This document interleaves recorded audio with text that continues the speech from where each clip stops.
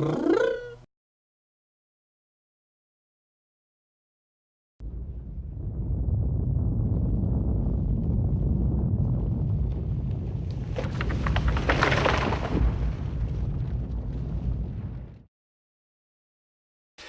everyone, and welcome to Under the Rock, where old games feel like new! And you know, some people have been asking me, yo Matt, you ever play the Dawn of War series? And I have only this to say about that.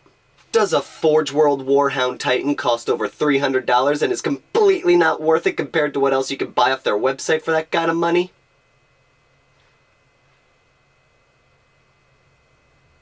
For those who don't play the game, the answer is yes.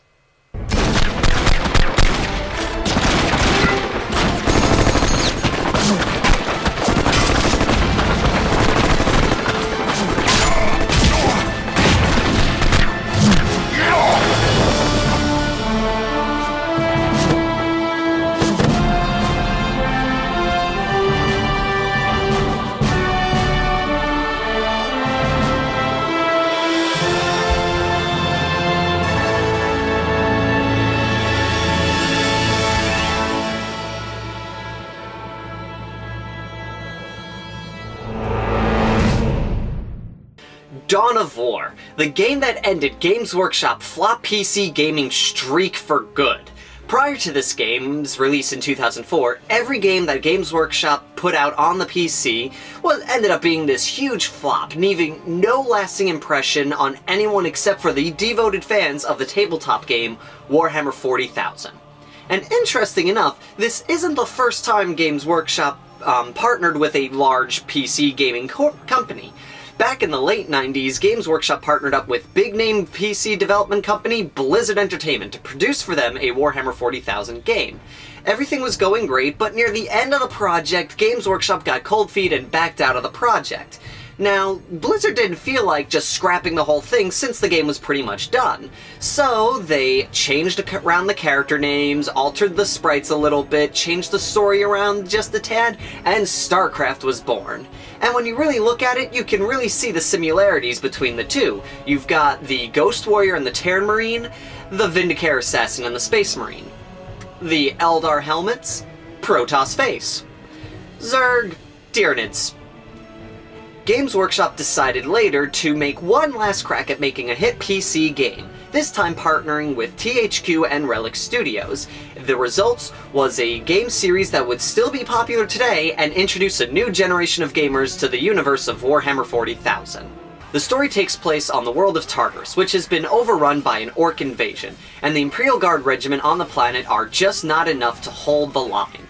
You play as Third Company of the Blood Raven Space Marine chapter, led by Gabriel Angelos. As Gabriel leads his battle brothers to victory, he starts to get the feeling that there are darker forces than just the orcs at work on Tartarus, and plans to investigate. But he only has 3 days to do this, for one of the Inquisition's Inquisitors arrives on the planet and tells Gabriel that he has to leave, for a warp storm is going to appear in 3 days and destroy the planet.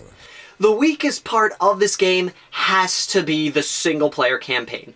Not because it was bad or anything, far from it. The game's story was very interesting, it gave just enough to introduce someone who's new to the universe, enough about the mythos and the history and how the universe works. The characters are great, and they're very nice. You are well invested in these characters throughout the whole story arc.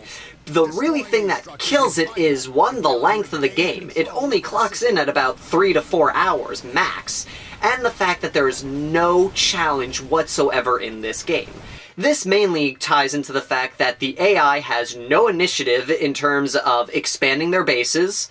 They have no drive to try and take you out of the game, and the fact that your main characters can't die. If any of the named characters are killed, they simply respawn back at your base. So as long as your base is well defended and survives, you're fine. And this is kind of the killer of the series, because a lot of these real-time strategy games focus around a character not dying, and it's a big deal. But in this game series, it didn't matter, so that was probably the one thing that killed this series.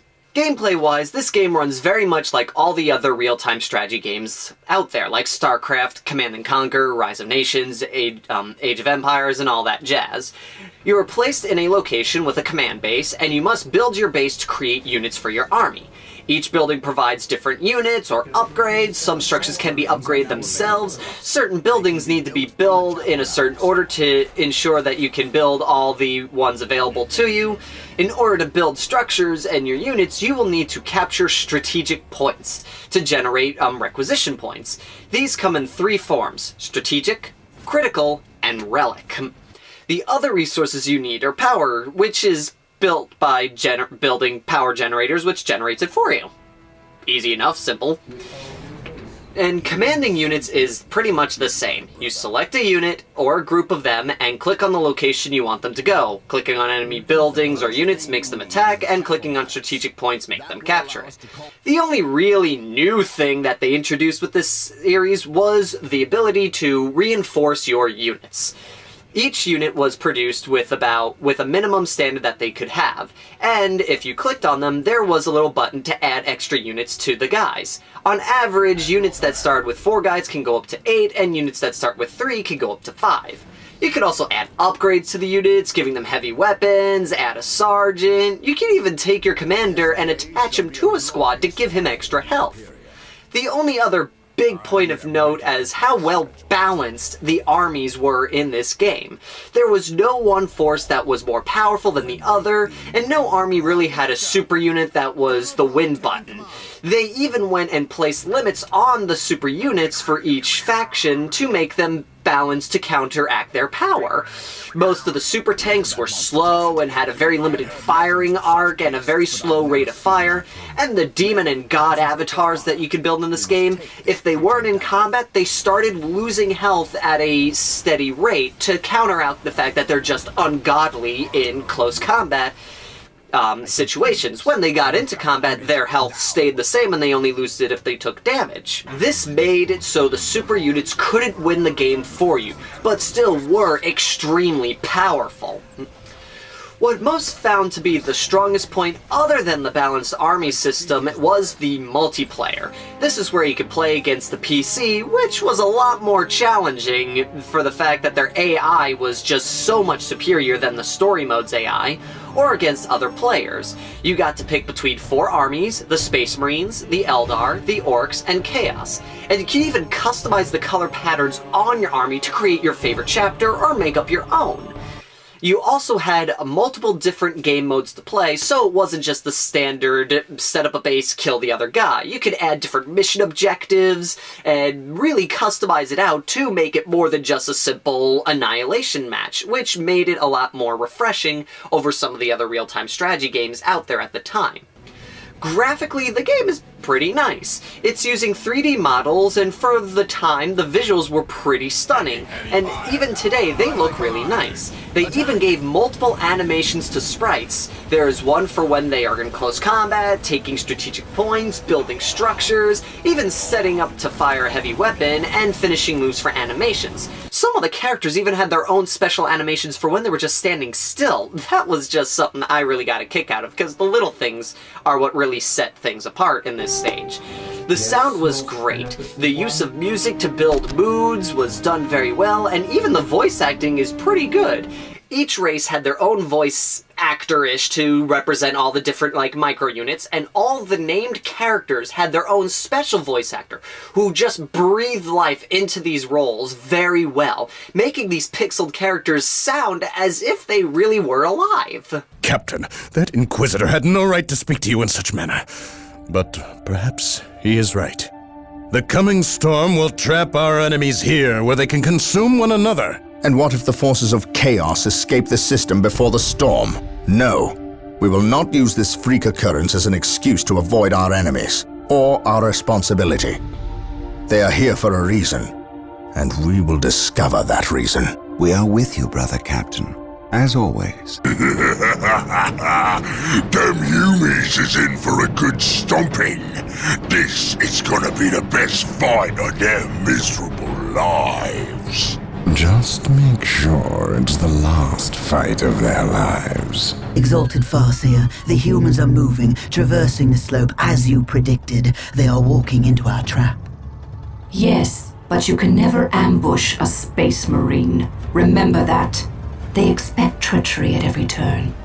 Now, before I go on, I do feel I should also talk about the expansion set for this game, since Dawn of War is required in order to play it. This would come out 1 year later, and it was called Winter Assault. The game takes place on the Chaos and Orc-controlled planet of Lorne 5. The Imperial Guard has been called in to assist the Space Marines in getting control of the Imperator-class Titan before Chaos can. I feel that this expansion is really where we get a proper story mode for this game. This one being much longer since you get to play both sides of the conflict, and there are multiple endings to be seen. The difficulty of the story mission was a lot harder, which made it a lot more fun and challenging, and you got more of a sense of accomplishment when you completed a mission. In both story modes, you get to play as two different races. On the Order side of the game, you played as the Imperial Guard and Eldar, and on the Disorder side, you played as Chaos and Orcs. Each had their own missions and story going on for them, and by the end of the game, you got to play as both armies on that story mode, which led to determine which you'd play in the final mission and determine what your objective would be for the final mission. The game actually also introduced a little sneak preview of what we could expect in the next game installment of this series. The expansion also added the Imperial Guard faction to the list of armies you could play in multiplayer, as well as tweaked a few of the units in the other factions to simplify options and offset the races so each plays a little bit different from each other, while still maintaining the balance between all the armies so one wasn't more powerful than the other. As far as replay goes, I gotta say it's pretty high, especially when you factor in the expansion mode, which gives you a second story mode with 4 different final missions, plus a different ending for each one, and on top of the multiplayer, which has that addictive quality that most real-time strategy games have. Overall, I give this game a solid 8 out of 10. This game was a lot of fun. The fluff alone is wonderful and is a great introduction to the world of Warhammer for anyone who's never played before. The fact that the game offers little improvement to the real-time strategy games is a bit of a letdown, and the game really doesn't get its full charm until you install the expansion set. But since most store-bought copies include the two together, this shouldn't be a problem at all. If you're a fan of the real-time strategies, give this one a shot. If anything, at the very least, you'll love the story and the characters. And if you're a Warhammer 40k player, then you'll definitely want to try this out when you just can't get to the hobby store to get a match on the tabletop version in. This game's Golden Edition, which includes the expansion pack, can still be bought on Steam, and you might be able to find a copy of this lying around at your local GameStop. Thank you all for watching, and I'll see you next time, Under the Rock.